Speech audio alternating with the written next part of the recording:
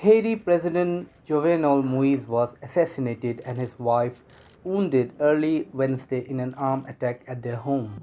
According to the interim Prime Minister Claude Joseph, he was now in charge of the country and urged the public to remain calm while insisting the police and army would ensure the population's safety.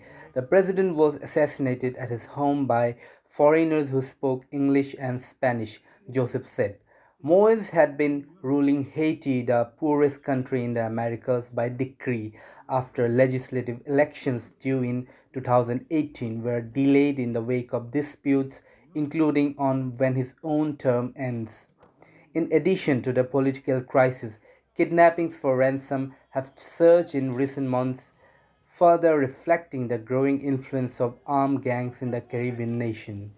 Haiti also faces chronic poverty and recurrent natural disasters. The president faced steep opposition from swathes of the population that deemed his mandate illegitimate, and he churned through a series of 7 prime ministers in 4 years. Most recently, Joseph was supposed to be replaced this week after only 3 months in the post.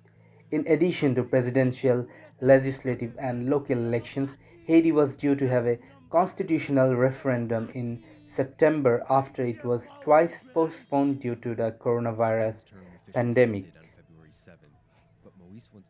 Supported by Moise, the text of the constitutional reform aimed at strengthening the executive branch has been overwhelmingly rejected by the opposition and many civil society organizations.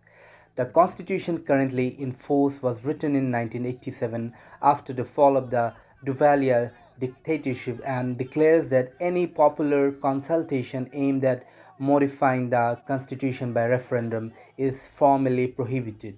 Critics had also claimed it was impossible to organize a poll given the general insecurity in the country.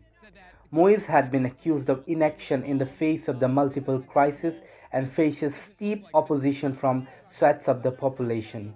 The United Nations Security Council, the United States, and Europe have called for free and transparent legislative and presidential elections to be held by the end of 2021.